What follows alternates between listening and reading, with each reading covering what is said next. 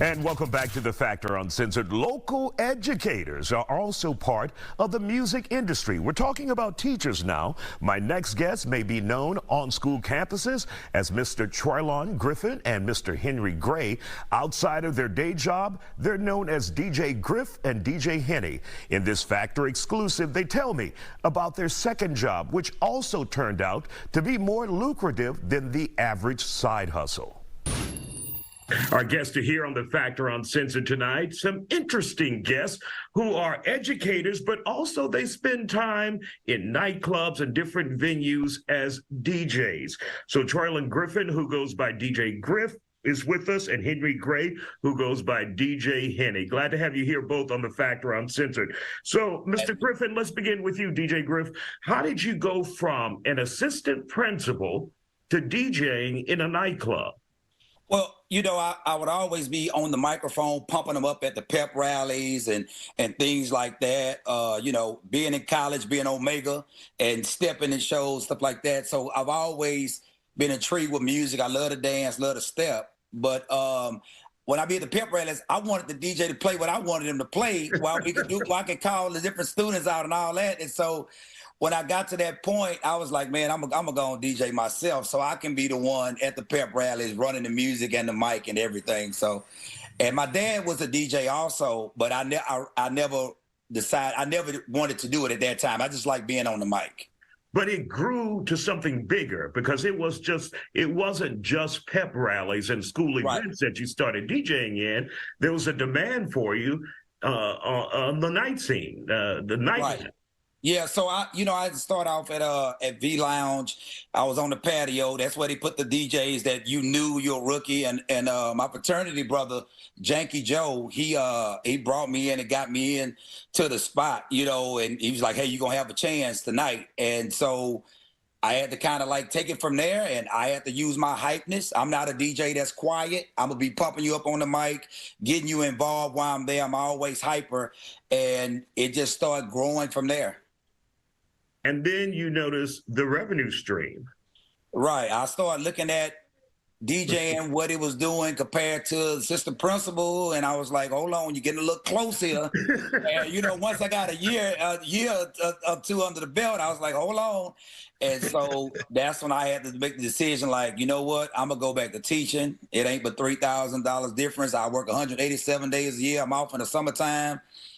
I don't have to worry about the responsibility, and you know, and there it is. And so you left from being an assistant principal, which would have been an administrative position, to back in the trenches with the students, but also continued your DJing. Continue DJing, yes. I was kind of scared when I was assistant principal and DJing because, you know, some of the spots you go in or whatever, but you know, thank God I didn't run into no problems. I kind of DJ.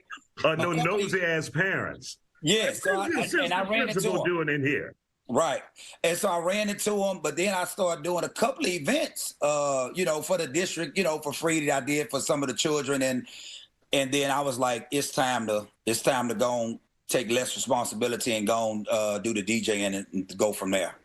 And Henry Gray, also, you go by DJ Henny. When did you get into DJing? Obviously, you came to Texas from Louisiana, became an educator. And at that point, when did you decide, I want to DJ also? Well, kind of like Griff, I dabbled in the music industry ever since I was in high school. Kiati and I went to high school together. So a long time ago, we used to rap together in the cafeteria. So I've always had a passion for doing music. I used to rap and came out with a couple of little albums in Louisiana. And also I was on the radio, and that's kind of where I got my breakthrough. I used to do commercials for, back in the time, was Trill Entertainment in Baton Rouge, Louisiana. And so I always used to mess around with the board, and I had one time for my birthday, and it was just kind of sitting up and never really took off because I was just playing around with it. Never took it serious as far as DJing.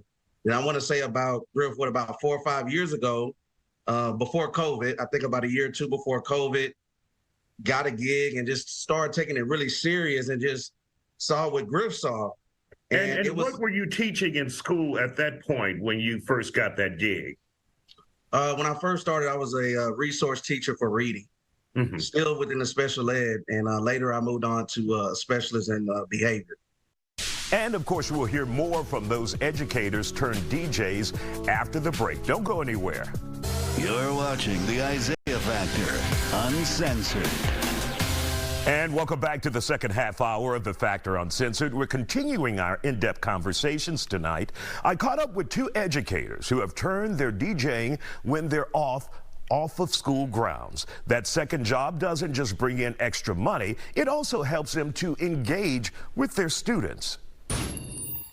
So did you guys at all raise any eyebrows of your colleagues or co-workers, like, you're out late at night DJing, Yes. You got to be back here at 7, 8 in the morning with these kids? Yeah, the teachers was like, they don't see how I was doing it. They was wondering, like, how you working this amount of time? You here from 7:30 maybe to 5, and then the next thing you 7 to 11.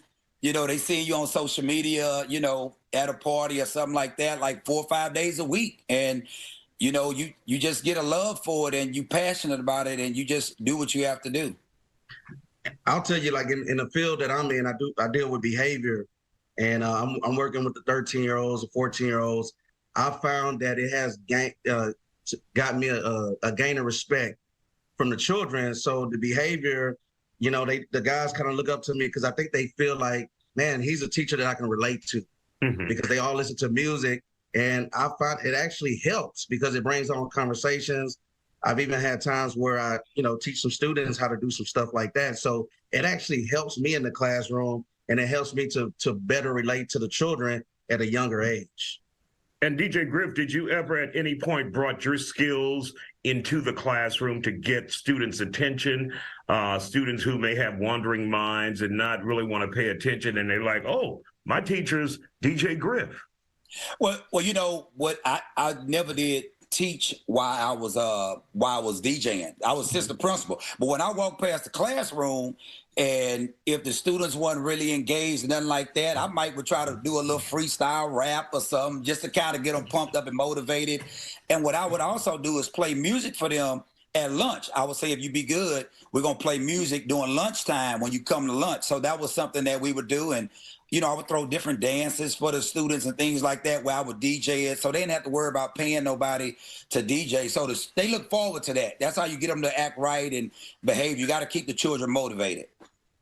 And DJ Henny, was it a comfortable or decent supplement to your educational career, the money that you made as a teacher DJing? Was it reasonable, good, almost comparable?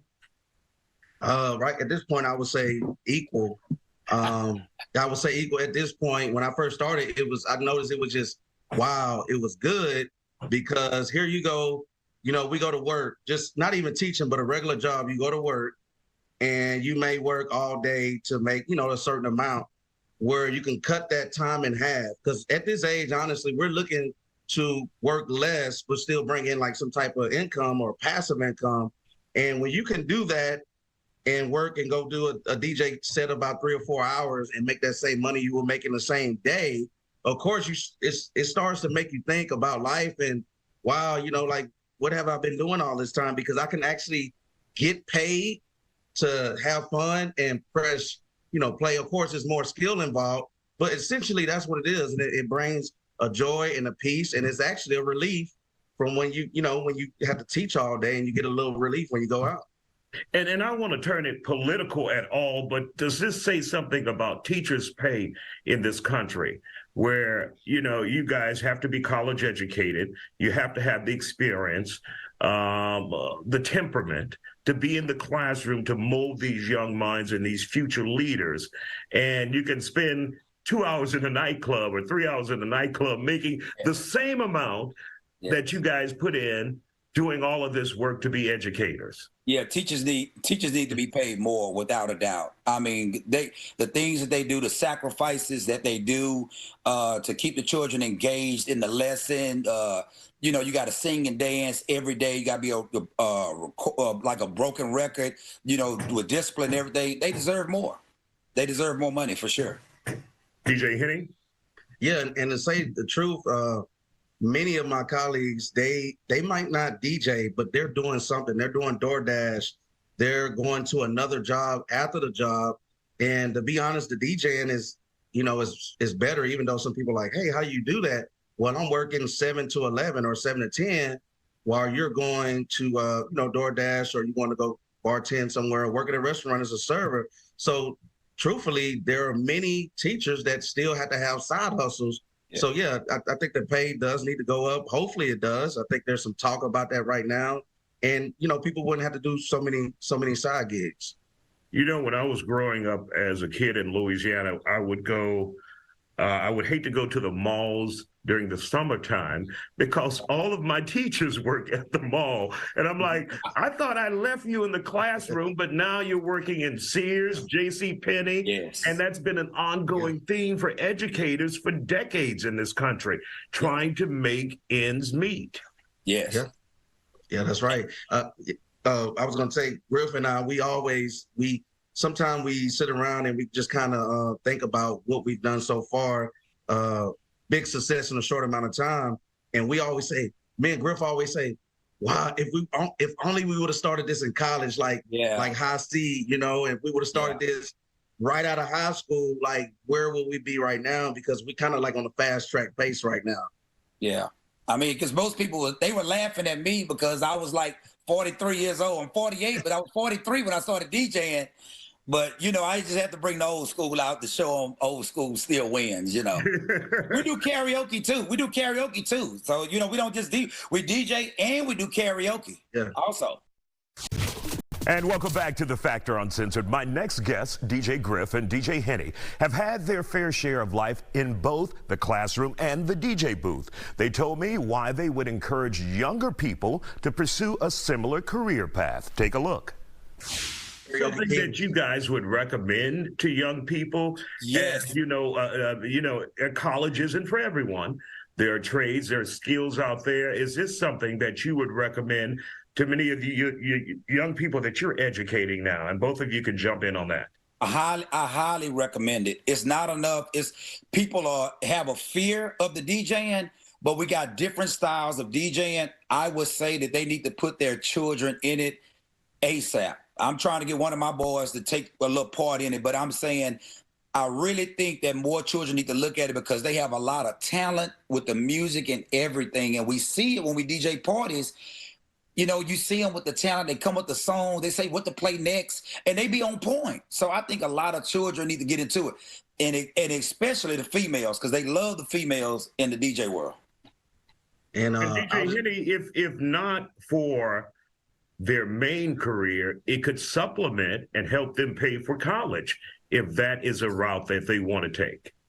Oh yeah, definitely. Like I said, I wish I would have jumped onto it more. Then I was trying to rap and get out there like that. But if I really saw the benefit, I would have did it. And let me say this too, because I grew up in a Christian household to where, we couldn't really play the music that we wanted to play. My mom had us in check on that. But I will say this, I was really happy that in today's society, especially after COVID, typically you would think of DJs only in the nightclub from 10 to 2. That was the thing.